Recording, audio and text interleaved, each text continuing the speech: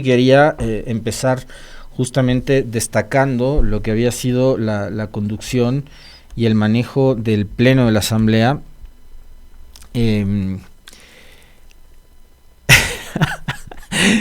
Durante el juicio político. Por acá me mandan un mensaje, me dicen que se mueran de hambre nomás los legisladores. Yo también me estaba muriendo de hambre, o sea, me tocó seguir la transmisión del juicio con el teléfono y salir a comer donde mi besi querida, que es donde me sirvo siempre los alimentos, que le mando de paso a Marcito un saludo muy cordial, que siempre nos atiende con mucho cariño, ¿no? Entonces, partamos de ahí. De ahí lo siguiente, y para antes de profundizar con respecto de lo que fue el desarrollo mismo del debate y las intervenciones. Siempre en este tipo de situaciones nos quieren plantear el famoso falso dilema, además, que es absolutamente falso, de que con los juicios políticos, y más en este caso específico creo, alguien gana o alguien pierde. Finalmente, y por lo que ha pasado en los últimos años, con profunda decepción hay que empezar a reconocer que el formato actual de los juicios políticos están planteados no para sancionar a un mal funcionario, sino para que sean malinterpretados o interpretados al antojo de que le guste a la persona, sean estos asambleístas, ministros, gobierno, periodistas, ciudadanos en general. El juicio político es interpretado por las personas al antojo de cada uno. No es un proceso de fiscalización, no termina siendo un proceso de fiscalización por las malas actuaciones de un funcionario, sino termina siendo entendido o malentendido por cómo se impongan los relatos dependiendo de quién salgan esos relatos, lamentablemente. Y de ahí sí quiero referirme, antes de seguir con eso, a lo que significa el juicio político para Palencia, el juicio político de Palencia para el país. A propósito de este falso dilema de que hay siempre ganadores y perdedores. El gobierno asume que ellos ganaron, ¿no? Han publicado unos artes, unos posts. Si los tienes, ponlos en pantalla, Meli o Esteban, esos de la bancada de ADN que dicen que ganó la democracia, que ganó el país, alguna cosa por el estilo. Yo estoy completamente seguro de que al grueso de la población, a la gran mayoría de ciudadanos en este país, lo que pasaba ayer con el presente y futuro político de Mónica Palencia les debe haber importado menos de lo que a mí me importó las semifinales de la Copa Libertadores de ayer en la noche. Un rábano. El gobierno asume esto. Hoy ganó Ecuador. Estos fueron los artes que publicaron en las redes sociales de la bancada de ADN y algunas cuentas oficiales también, ¿no? Yo pregunto, ¿cuántos megavatios y cuánta potencia de energía incorporó el gobierno con este triunfo al sistema eléctrico del país? Porque a la gente, lo que pase con Mónica Palencia o con cualquier otro funcionario que sea sometido a un proceso de juicio político de fiscalización, créanme que a la gran mayoría de gente le debe importar menos que un comino, un rábano, un pepino. Porque a los ciudadanos lo que les está inquietando en este momento es que no pueden trabajar. Es que incluso por el tema de los apagones, y apagones que duran 8, 10, hasta 14 horas han llegado a durar en este país los apagones, se están perdiendo plazas de empleo. Eso es lo que le está preocupando a la gente, que la señora de la tienda, del negocio de la esquina, no puede seguir vendiendo helados porque obviamente los helados y el producto se diluye en 8 horas de apagones, 10 horas de apagones. ¿Qué va a pasar con la mercadería, ¿no? Con las leches, con los lácteos, con los quesos, con los embutidos, con la carne, con el pollo? Todo eso se daña. Entonces, esas son las inquietudes. Marcita, donde voy a comer, ¿qué me decía el otro día? Las ventas en los desayunos se desplomaron porque no puedo vender jugos, no puedo vender batidos, no puedo vender tostadas. Eso es lo que está pasando. Y eso es lo que le preocupa a la gente, la inseguridad. El no poder trabajar, el no tener electricidad para trabajar, el que los hijos no puedan tener, por fin, después de haber padecido lo que padecieron con las famosas clases telemáticas después de la pandemia, que no puedan estudiar como estudiábamos nosotros, ustedes. Eso es lo que le está preocupando a la gente. Las inquietudes de la gente son totalmente diferentes de las inquietudes y de las preocupaciones que debe tener en este momento la bancada de ADN, y por supuesto también de las preocupaciones que parecería también son prioridad para otras bancadas, incluidas las de la Revolución Ciudadana, que creo que tienen que en serio poner ya un poco los pies en el suelo y tratar de conectar con la gente, con la mayoría de la gente, sobre cuáles son los temas que le interesan a la gente que se resuelvan y cuáles son los temas de los que la gente quiere que se hable, ¿no? Por un lado. Y sí, uno puede decir, es que es un tema que le interesa a la gente porque es la inseguridad, por supuesto, pero más allá de las disputas políticas, de la confrontación política que puede haber, en este caso entre una funcionaria de muy alto nivel del gobierno, muy cercana al señor Noboa, y una bancada en específico, o dos, porque acá creo que hay que reconocer también que los señores de Pachacutic se mantuvieron firmes. Hay otras cosas que son de más interés o de mucho más interés de la población, ¿no? La clase política en general, no una, dos bancadas o el gobierno, la clase política en general tiene que poner cable a tierra y tratar de conectar con las inquietudes de la gente.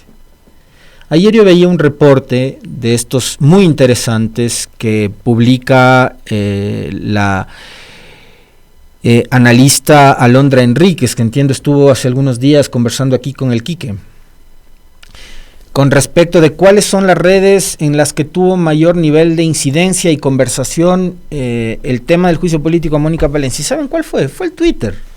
El Twitter, que es la burbuja más chiquitita de las redes sociales, donde está el famoso y denominado círculo rojo, donde de lo único que se habla es de política y del conflicto político. Pero en el resto de redes sociales no se habla de eso. Y por ejemplo, a mí me ocurre que cuando yo entro a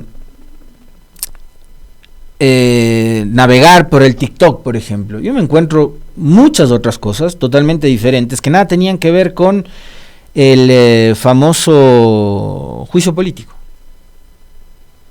Yo ahí sigo viendo gente que se queja de la inseguridad, sigo viendo gente que se queja del desempleo, sigo viendo gente que se queja de los apagones, de que no pueden trabajar por los apagones, y claro, a algunos lo que les toca es tomarse este asunto de los apagones ya hasta con humor, ¿no? Entonces hay algunos TikToks que de lo malo sacan cosas buenas, ¿no? Y si algo hay que rescatar del ecuatoriano es que por más mala que sea la situación que está atravesando, no pierde el buen humor, la gracia, la chispa. Entonces, hasta hay algunos TikToks que pueden resultarnos algo graciosos en medio de la calamidad que estamos viviendo los ecuatorianos y del caos y el despelote en el que se ha convertido este país, en el que no hay luz, pero los señores del gobierno asumen que ayer ganaron, que ganó el Ecuador, que ganó la democracia. Y yo me pregunto, ¿cuántos megavatios de electricidad incorporaron al país ayer con el juicio político al señor Palencia,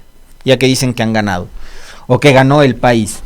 A mí me parece que con lo de ayer, créanme, lo único que se siguen resolviendo por un lado son las disputas políticas que tienen entre ellos, en este caso entre el gobierno y el correísmo, pero detrás de esa disputa hay 18 millones de ecuatorianos que tienen un montón más de problemas de los que tienen los políticos.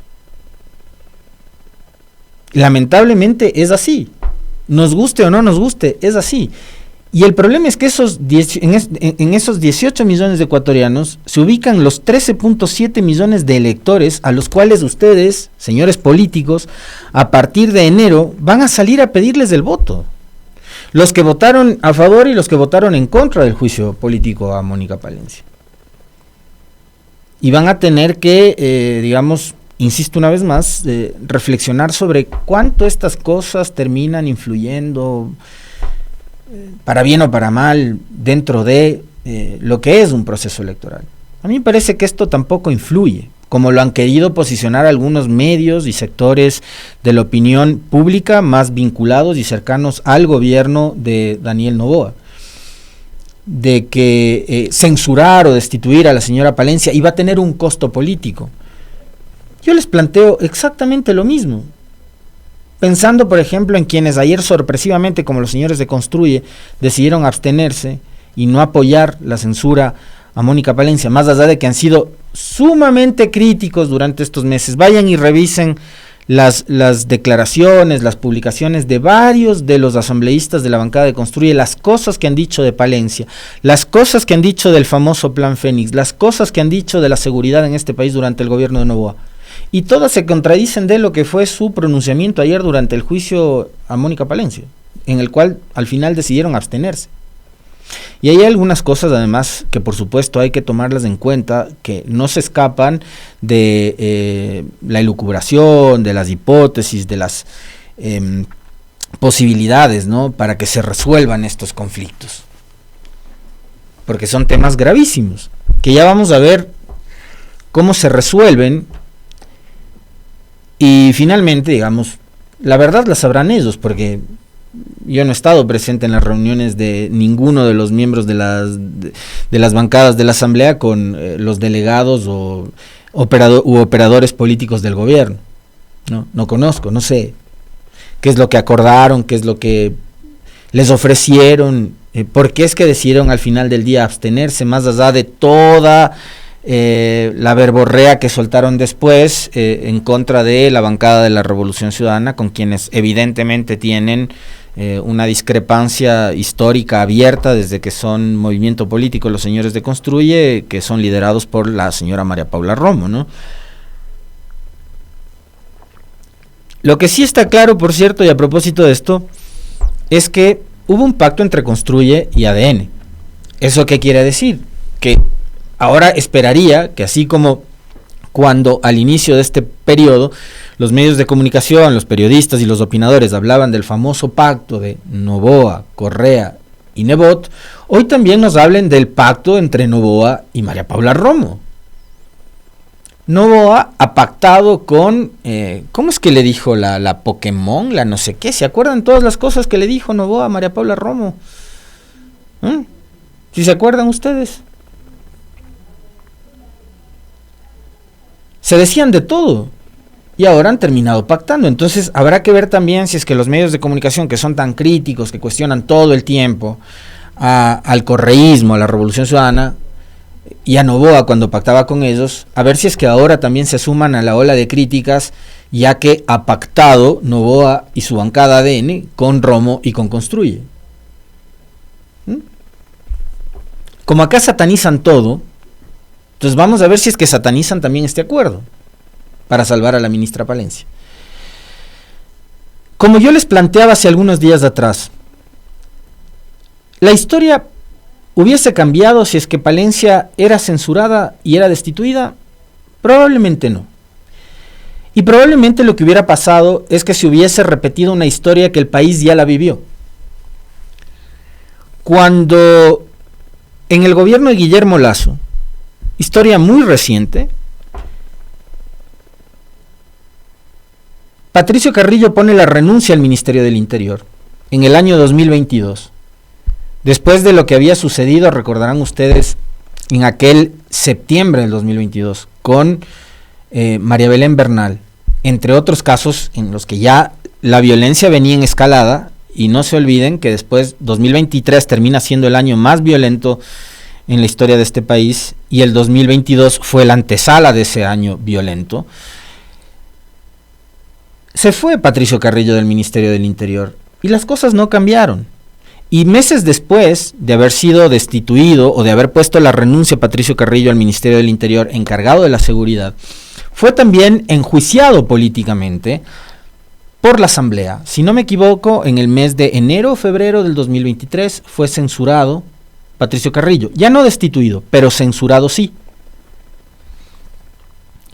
Y en su reemplazo, en el Ministerio del Interior, llegó Juan Zapata.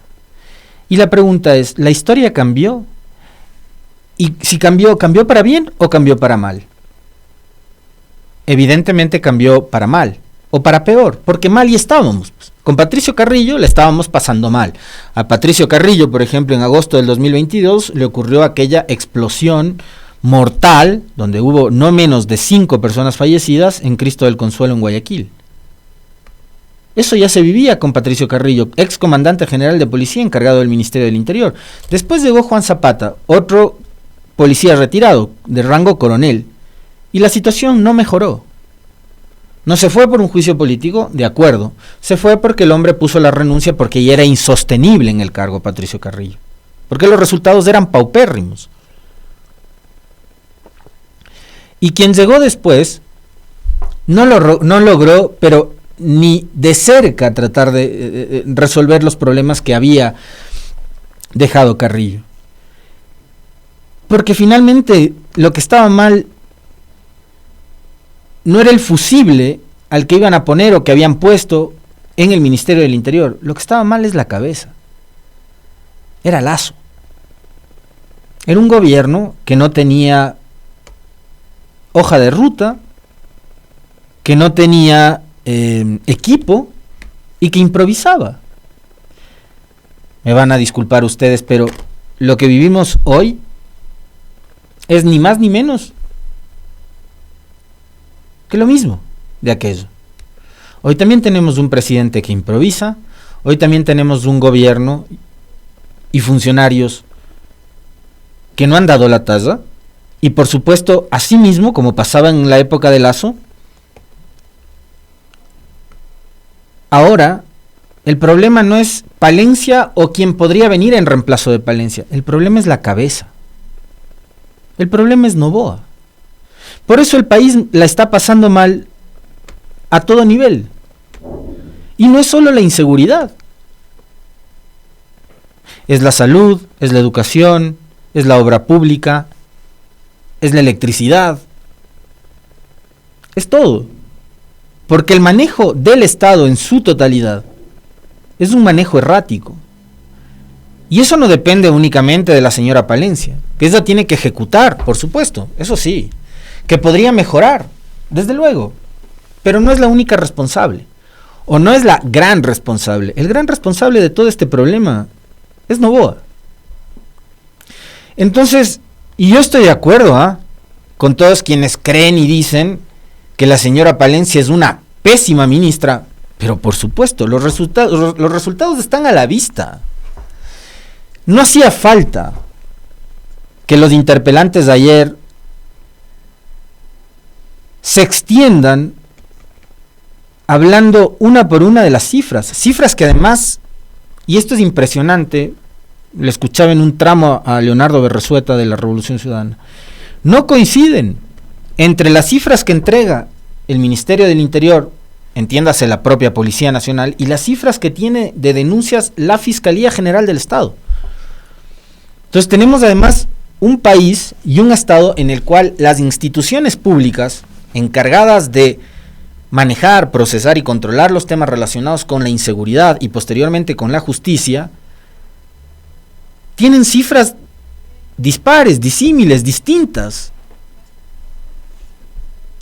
sobre, por ejemplo, cosas tan graves y tan delicadas como las muertes violentas. Por un lado, la Fiscalía nos habla de 4.600 y pico, y por otro lado, el Ministerio del Interior y la Policía nos habla de 3.300 y algo más.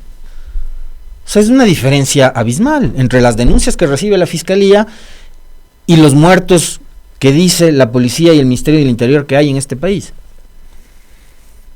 Y eso es responsabilidad, evidentemente, de las autoridades, en este caso de la ministra Palencia.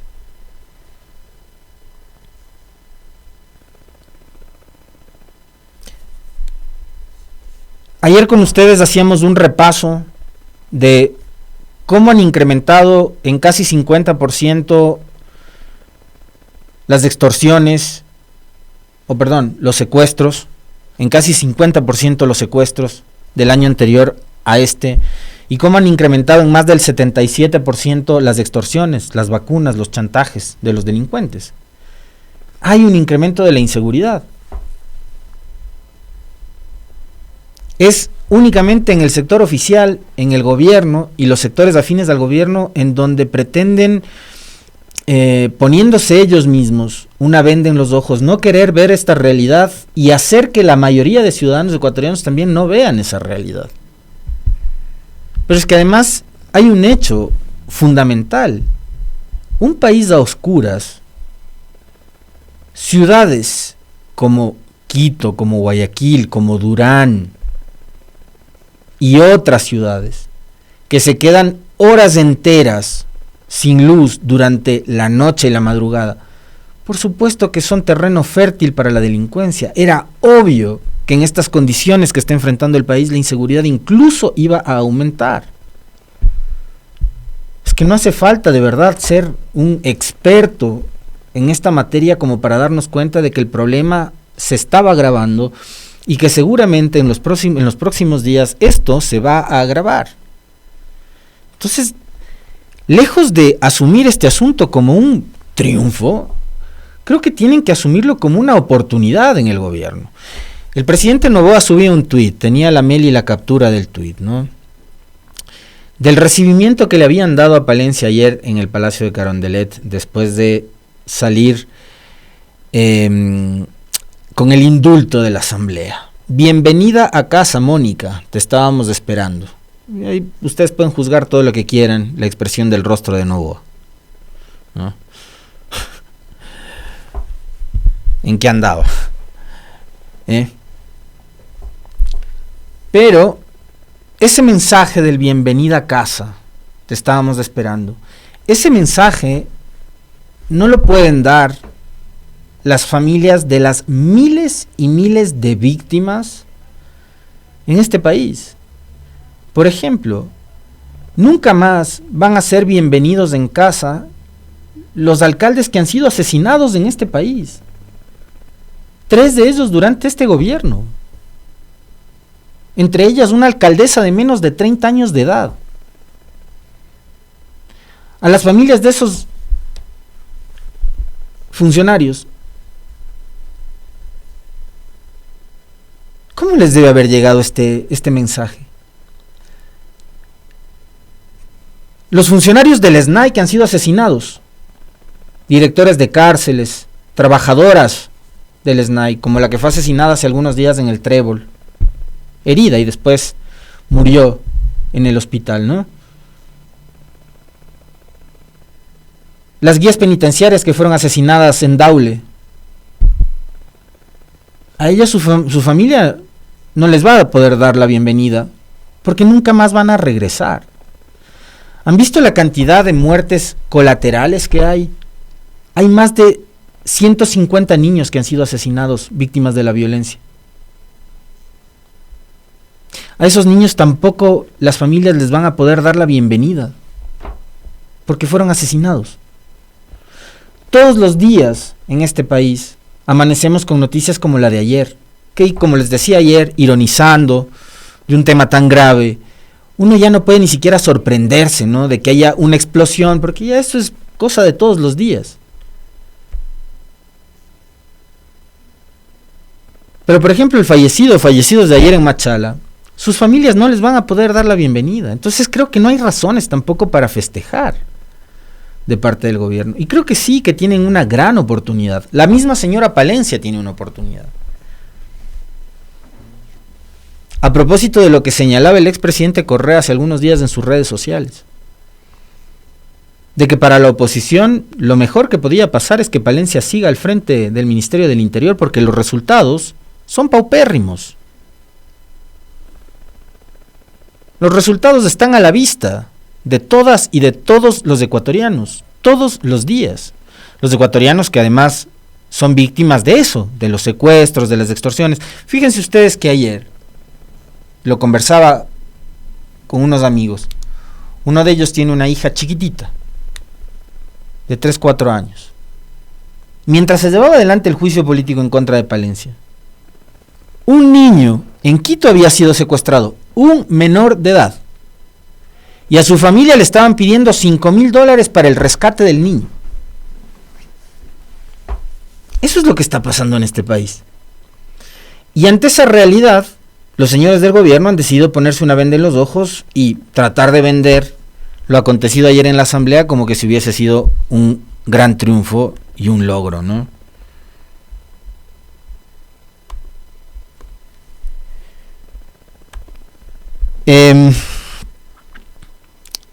La novedad de ayer,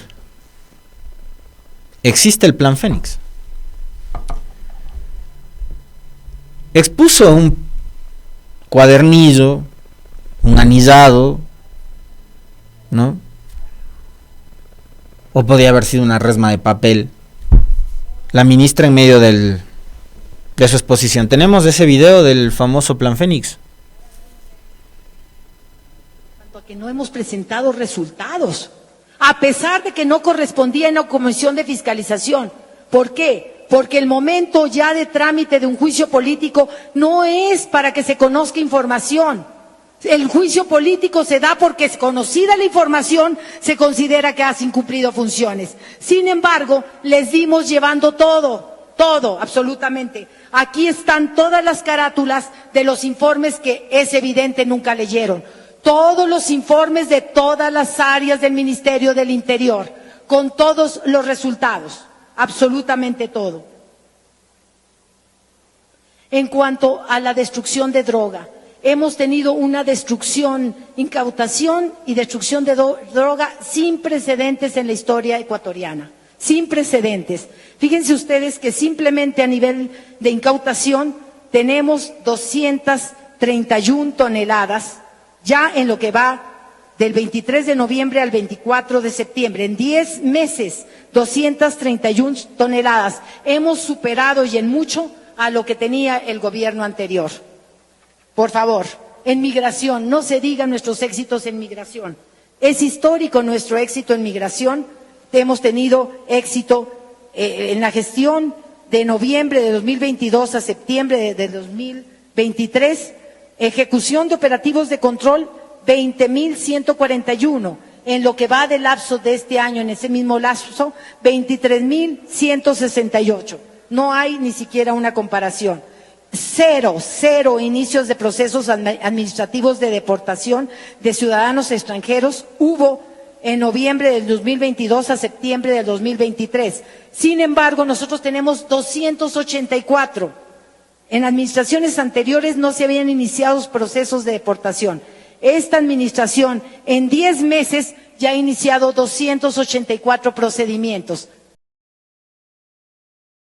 Bueno, hay una parte en la intervención en que la señora separa y exhibe un famoso libro. Ahora, dice que hay Plan Fénix. Esa puesta en escena no es nueva. Y esto es más de lo que ya ha vivido el Ecuador. Y fíjense que hace unos segundos yo les decía a ustedes que esto no ha cambiado, que esto es más de lo mismo, que vivimos una realidad muy parecida a lo que fue el gobierno de Lasso, que es tan parecido el gobierno de Noboa al gobierno de Lasso, que aplica las mismas estrategias ridículas de comunicación. Una de ellas, enseñar un paquete de hojas y decir que es un documento reservadísimo y secretísimo y que por favor no le tomen fotos porque este es del Plan Fénix. Algo parecido a lo que exhibió, recordarán ustedes, en una entrevista en TC Televisión con Rafael Cuesta, Guillermo Lasso, y dijo, este es del Plan Estratégico Nacional de Seguridad, pero no te puedo entregar porque es súper reservado y secreto, ¿no? Es exactamente lo mismo. En esas hojas que exhibía la señora Palencia, que después dijo, yo lo que he hecho es un resumen ejecutivo de lo que es el Plan Fénix, seguramente constan fotos y datos de los operativos, de las incautaciones, de las capturas, etcétera. Eso no es del Plan Fénix. El Plan Fénix debe partir de un diagnóstico y de una estrategia para combatir la inseguridad. El problema es que no se ven resultados por un lado y por otro no se ve nada estratégico. Y hay un tema con el cual le han querido dorar la píldora a este país durante los últimos años, igual que en el gobierno de Lasso. Ojo con este tema. Y a propósito de esto de los cultivos de droga, sobre las famosas imágenes satelitales y el informe que había aportado la cooperación internacional, los gringos directamente, ¿no? De las 2.000 hectáreas, nada ayer, ni los interpelantes ni la ministra, ni una palabra, ¿no? Que además sobre ese tema ya deberían estar los militares y la fuerza pública limpiando la zona, porque no hay que ir a buscar, pues si tienen el reporte satelital, el satélite me imagino que te entrega la ubicación con coordenadas, un mapa, ¿no? Entonces no es que tienes que ir a estar buscando las 2.000 hectáreas, si es que existe las famosas 2.000 hectáreas y los dichosos cultivos de los que habló Novoa en una cadena que nada que ver con la realidad que vio el país hace unos días, y del cual ayer nada se dijo, ni la ministra tampoco dijo nada. Estaba leyendo la publicación del último libro del general Luis Altamirano, y él ahí sobre lo que pasaba en Ecuador años antes, que era un país libre de cultivos ilícitos. Eso pasaba porque había permanente presencia, no menos de 20 puestos de vigilancia militar en el país, en zona de frontera. La pregunta es cuántos de esos puestos todavía hoy están activos. ¿Y qué pasó? Si es que ya no están, ¿qué pasó? ¿Quién dio la orden para que ya no estén? ¿No? Hay un mapa incluso que los ubica en el libro del general Altamirano, uno por uno, los puestos de los militares. ¿Qué pasó? Si es que hay esas 2.000 hectáreas, quiere decir que ya no hay la vigilancia territorial por parte de la fuerza pública en la zona de frontera, y que el país prácticamente resignó su seguridad para ocupar seguramente a esos militares en otras tareas, o simplemente dejar el camino libre para que el narcotráfico haga de las suyas también en territorio ecuatoriano. Por un lado, eso tienen que explicarlo, sobre todo explicarlo los últimos 3 gobiernos, incluido este, porque creo que no estamos todavía dimensionando la gravedad de la declaración de Novoa por lo mal paradas que les dejan que le deja la fuerza pública a partir de esa declaración. Les decía yo que durante el gobierno de Lasso, y sigue repitiendo las mismas líneas de este gobierno, que ahora es el que rompe récord en el tema de incautación. Digamos que es así, que entre los últimos gobiernos han capturado el anterior 200 y no sé cuántas toneladas de droga, el actual 200 y pico más, que están rompiendo récord de incautación de droga. No es porque son muy buenos, ¿eh? Es porque, por ejemplo, y esta es una noticia internacional que dio la vuelta al mundo en esta semana, Colombia, por ejemplo, rompió récord en materia de cultivo de drogas. 250.000 hectáreas de sembrío de cocaína hay en Colombia, y eso se publicó esta semana. Eso significa que hay más droga que se produce, y que hay más droga que pretende salir desde Colombia, pasando por Ecuador, hacia los mercados internacionales, Estados Unidos o Europa. Ese es un grave problema. Que incauten más droga no es precisamente un motivo para felicitarles. Y a propósito de este video que acabamos de ver, no es para felicitarles, es para preocuparnos, porque además, si es que incautaron 200 toneladas de droga, preguntémonos cuánta droga pasó. ¿Cuánta droga está pasando? ¿Cuánta droga está saliendo por el Ecuador? Y a propósito de ese tema,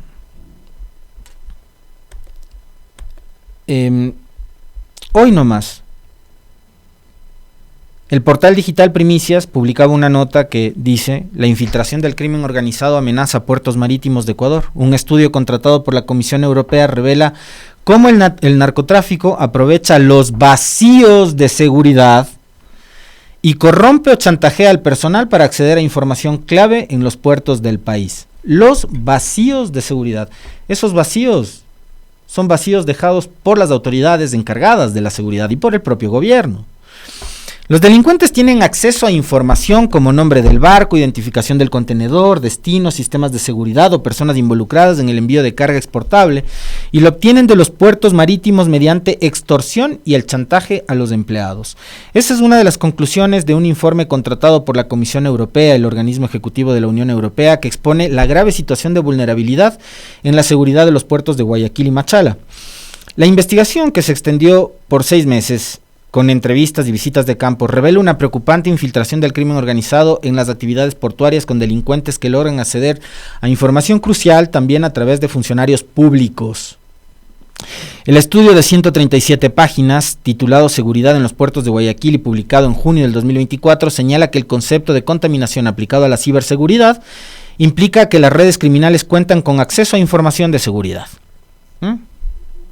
O sea, ayer la ministra no quería que le hagan una foto al Plan Fénix y resulta que los narcotraficantes tienen información de los puertos de este país y que esa información la obtienen a través de funcionarios públicos.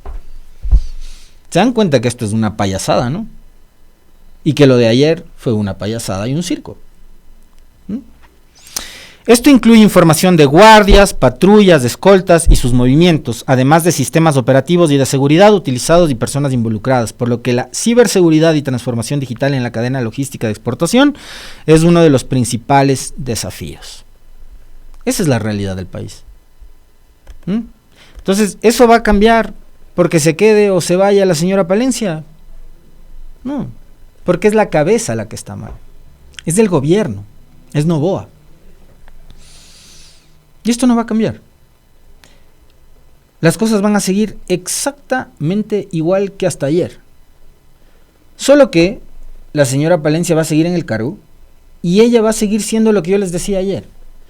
El puente de Noboa con ciertas élites académicas, empresariales, de Guayaquil, una que otra de Quito, que cree que le da cierto estatus estar codeándose con el poder, y le ayuda a un presidente que está en caída libre, en picada, a sostener probablemente a uno de sus cuadros más fuertes dentro del gabinete. Yo no sé qué tan conocida es la señora Palencia o qué tan popular es, ¿no?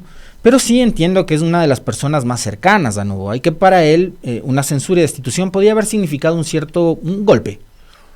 Pero logró sostenerla, y para un gobierno que está atravesando un momento tan crítico por el tema de la seguridad, que es su responsabilidad, lo dijo ayer en la entrevista con nosotros Guillermo Celi, el problema de la electricidad, de la crisis energética, es 100% responsabilidad de Noboa.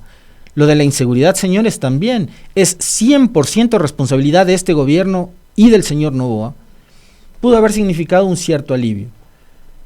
El tema es que de ahora en adelante, no es que la señora fue indultada por la asamblea, perdonada por la asamblea, y vaya y viva la vida, y siga nomás de festejo como andaba de festejo en las fiestas de julio de Guayaquil. No, ¿saben qué es lo que va a pasar? Que de aquí la sanción ya no va a ser de la asamblea, presidente Noboa, la sanción va a ser del pueblo. ¿A través de qué mecanismos? No lo sé. Probablemente las elecciones están muy cerca. Pero la señora Palencia ahora, que ha sido ratificada en el cargo y que no ha sido destituida, tiene mucha más responsabilidad sobre sus espaldas de la que tenía hasta ayer. La responsabilidad de Palencia ahora que se queda nuevamente en el cargo es mayor. Porque ahora los resultados va a tener que exhibirlos sí o sí, y ya no ante la asamblea, sino ante la gente. Porque dice que le va tan bien y que es muy buena haciendo lo que hace, que van a ser los ciudadanos los que le empiecen a exigir, ya no necesariamente los asambleístas. Así que va a tener que echarle mucha cabeza a cómo resolver problemas como este que acabo de citarles, ¿no? Cómo se les filtra información de cómo operan los puertos para que los narcotraficantes sigan mandando droga. Entonces ustedes pueden decir que han incautado lo que quieran.